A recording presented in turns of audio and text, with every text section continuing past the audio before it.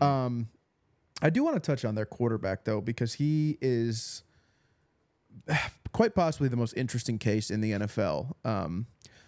I think it's known at this point that Trevor Lawrence got a very big contract. Jared Goff got a very big contract, and Tua was expected to kind of be that third player in there who was getting a contract in that same ballpark. And as of, July 5th at 9:11 p.m., it has not happened yet. And it sounds like, from what I was reading today, is that he's getting quite frustrated with the lack of a process being done here. And I think you can argue it both ways. I think I understand it from a player standpoint. Tua himself kind of famously said, "Hey, the market is the market. Like, who am I to judge, right?" And then when you look at Trevor Lawrence's stats, you go, well, those aren't as good as Tua's. You look at Jared Goff's stats, they're better than Tua's, and he's had more success. So somewhere in between makes sense, but Goff got paid less than Lawrence did, so it makes it a little confusing. He's coming off a year, he's 25 years old. He completed 69% of his passes, threw for 4,624 yards, 29 touchdowns, and 14 interceptions. An objectively good year. He has a 34-19 all-time record. And like you said just a minute ago, he's 0-1 in the playoffs.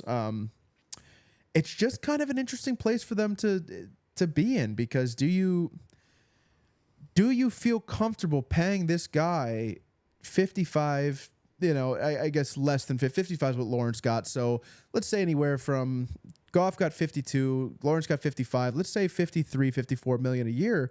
Do you feel comfortable paying him that? Because Miami, with their lack of getting something done, is telling us, no, we don't feel comfortable paying that.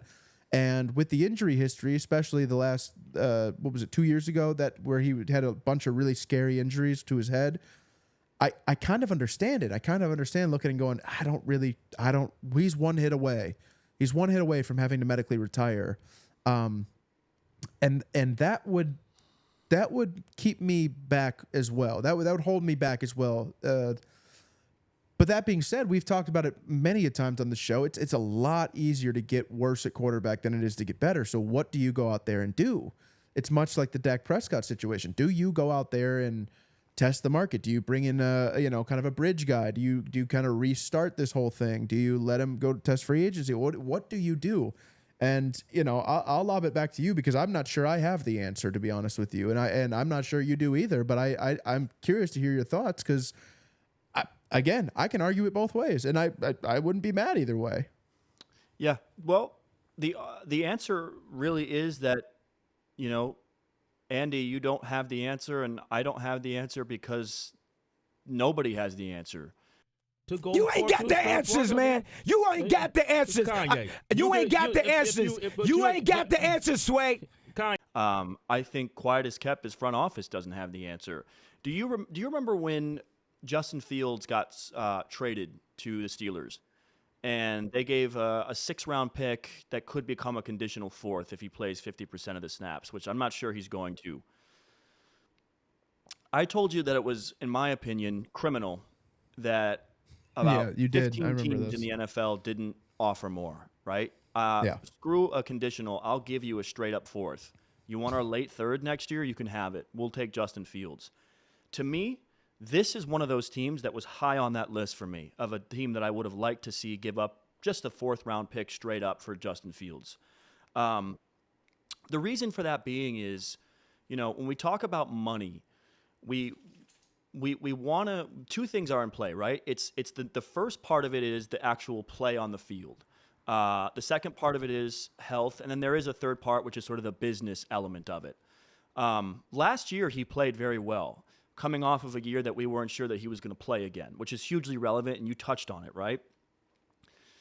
That's the only year he's had since he got drafted that was an elite quarterback season by any metric. So he has one really good season, and now he wants the money.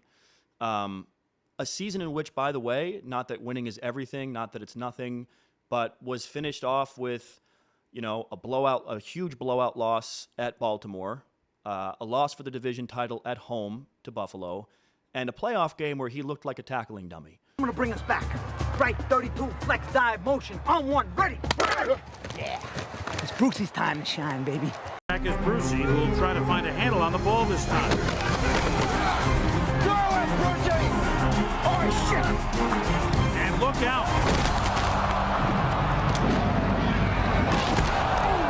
Shotty. And was absolutely, had his pants pulled down and was spanked in front of the entire world watching at Arrowhead. That game wasn't on the defense. I know a lot of fans like to talk about the Bradley Chubb and Jalen Phillips loss, and those are big losses that we'll touch on later. But that game was, Tua had no answers. Tua looked like an absolute high school kid out there throwing the ball around. He was lost. So when you go down the list of guys, right, he's obviously not in the big four, the Burrow, Allen, Lamar, Joe thing. When you start to really look at where he ranks, he kind of comes out in this sort of 16, 15 range of quarterbacks, like straight up middle of the pack. And that's not a bad thing. I think he's a good quarterback, but the reality is, he's not a young, exciting quarterback that's shown a bunch of upside like Jordan Love or CJ Stroud. He's not a veteran quarterback that's proven it like Kirk Cousins or Aaron Rodgers or Matt Stafford, those two particularly who have like the rings. He's not as good as the other guys he gets thrown into the camp to as Jared Goff. Jared Goff's made 2 deep playoff runs. Jared Goff has more size than Tua. He throws a better ball than Tua, and he's won more in both places that he's gone. Dak Prescott is better than Tua, flat out. The numbers prove it. My eyes prove it. Like, he's better. He's not young and dynamic like Jalen. There's no real comp for him other than Geno Smith, Baker Mayfield. That's kind of where he is. If you're really being honest, if you're taking everything away, and I know he doesn't play football in a vacuum, but do you really, honestly, can you tell me, Dolphins fans, that if you were to sign Geno Smith or Baker Mayfield, that he couldn't approximate what Tua's done for you? Genuinely. You guys can comment below and let me know if you disagree. But I'm going to go on record and say I believe that those guys could do that. Those guys are on team-friendly deals. Those guys, Baker Mayfield just signed a new contract. He got paid. I'm not against Tua. I'm not against the Dolphins retaining Tua and paying him. But it's a similar conversation that's going to happen with Brock Purdy coming up in San Francisco. Mm-hmm. And I actually believe that Brock Purdy has shown more than Tua has. He's made 2 deep playoff runs. He throws a better ball than Tua. He has more mobility than Tua. He's done more than Tua has with the same amount of weapons and help. So I can't look at Tua and go, he's the driving force of anything on this team other than being a very good game manager, which he has been, and he deserves to get another contract from this team. The problem is he wants money on the level of guys that have just been outplaying him for years.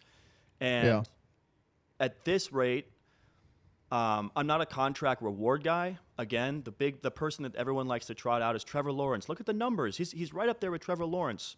This is where the business component comes in for me. Mm-hmm. Trevor Lawrence is the Jacksonville Jaguars right now. From a business perspective, from a ticket sales, from a jersey sales, from a TV deal, from sponsorships, Trevor Lawrence matters to Jacksonville a lot. Tua Tagovailoa is not the driving force in Miami. Tyreek Hill, Jalen Waddle, the offense, Achane people are talking about now. They have Ramsey at corner. Mike McDaniel, their coach, is exciting and interesting. It's Miami. It's the Dolphins. It's the jerseys. It's the teal blue. This guy is not making the franchise in the same way that Burrow is, in the same way that Trevor Lawrence is. And he hasn't done anything that has shown us that this guy is a driving force of a team that can make a deep playoff run. And he has had a lot of help around him. So my answer is yes, I think the Dolphins should re-sign him. But if he's not willing to take, frankly, a lower-end deal, then you have to franchise tag him. You have to let him play out his deal this year and go into this year with that looming over the season and just deal with what happens. Because he hasn't proven to me that he's worthy of it. And people will say Trevor Lawrence hasn't proven it, but Trevor Lawrence has all the tools, and Trevor Lawrence is the franchise. Tua is neither of those things. So that's my take on it. I hope that kind of Yeah. Lawrence won a playoff game too. I mean, that it doesn't matter that much, but it does kind of matter. Kind of peeling back the layers on this whole situation too.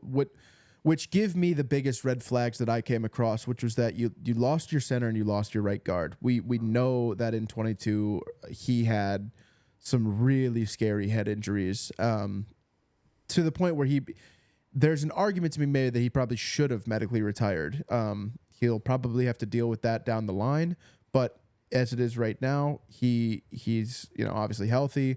But when you lose a center like Connor Williams, top 10 guy, top 5 guy really by top 3 I think by PFF metrics by the end of the year last year, when you lose a guy like that and then you lose a guard like Robert Hunt, it's got to be the number one priority to replace them, especially knowing that your quarterback is injury prone and he's smaller and he's these guys coming off the edge, they're gonna hit his chest, right? He throws left-handed, right? They're not hitting his back, so his body isn't falling forward, it's falling back, and that's where the head smacks the back of the ground a lot.